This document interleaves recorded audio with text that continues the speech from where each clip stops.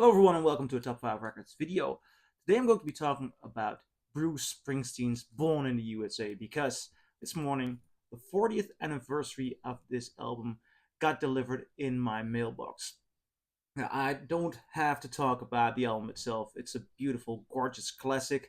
And if you'd like to hear me talk about it, you can watch my top 5 Bruce Springsteen albums above here.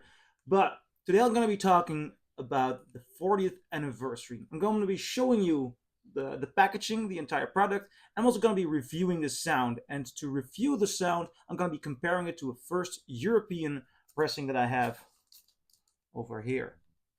Now, first of all, I haven't taken a look yet at the entire packaging because I still have the seal here, and I'm very gently going to try to take it off because what this pressing has that the European pressing doesn't have, the first European one, is that it's a gatefold. Now, I like that because if you compare the nice thick structure of this pressing, of this cardboard, to the slightly flimsy 80s cardboard that the original has, you already immediately have a sense that this is more special, that it took more care for this, at least in a way of packaging. Oh, this is going so slow. This is a slow YouTube video, but because I don't want to tear it, and some people hate it when people keep records in seal, but I want to put the seal on again. Yes, so hype sticker. Now put it here. Then a new gatefold sleeve. What's it gonna present? This is nice. I think this is really nice, and it shows some of the grandiosity of what was going on in the mid '80s for Bruce Springsteen. This is good cardboard. It's really better than the original in that regard. So that's an upgrade. But another interesting thing is they did a full-on replica of the inner sleeve, of the original inner sleeve. But that's not where this special release ends, because here I'm having a lyric sleeve, which was not in my pressing, but it might be also in other originals. I'm not sure about that.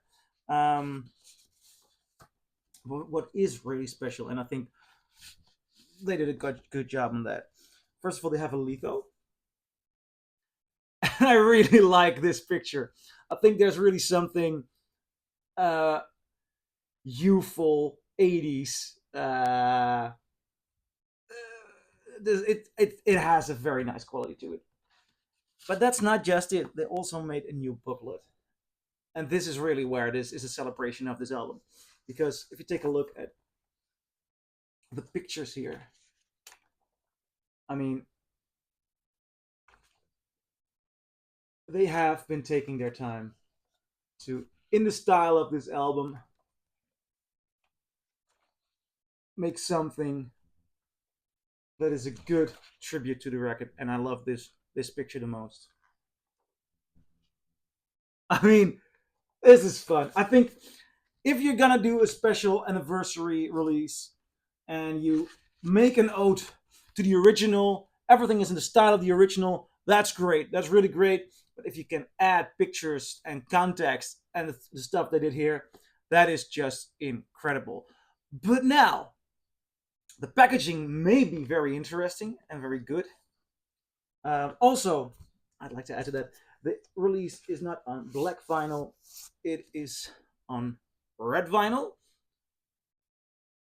Yeah, well, collector's value, I guess.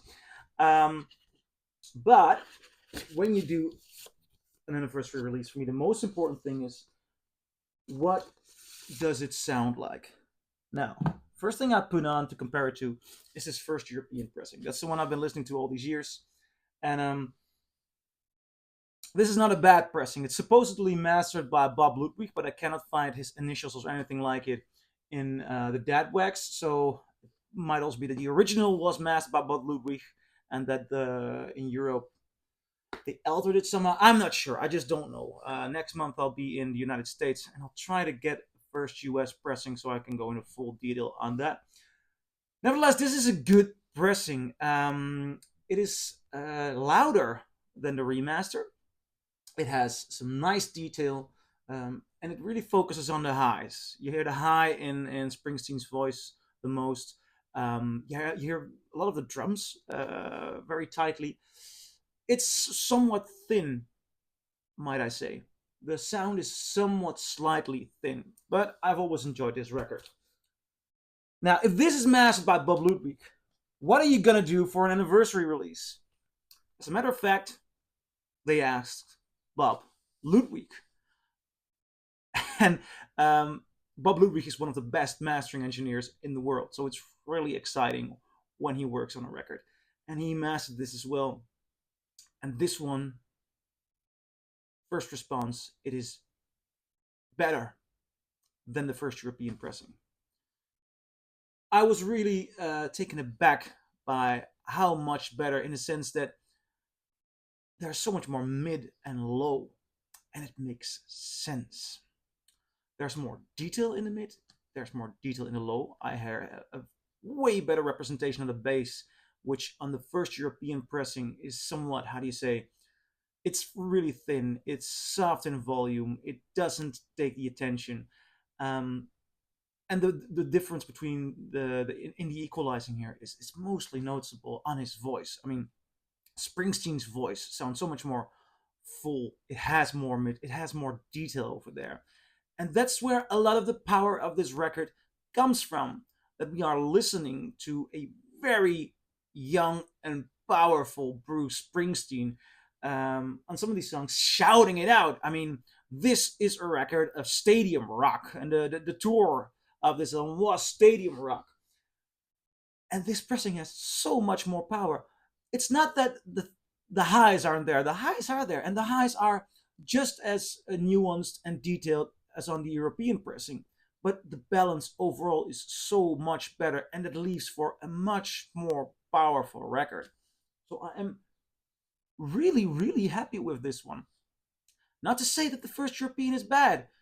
It's good. I enjoyed it. But I'm not going to be playing that anymore. For me, the 40th anniversary to the first European one is definitely an upgrade. And I'm very happy with that. So visually, a big improvement, and sound-wise, a big improvement.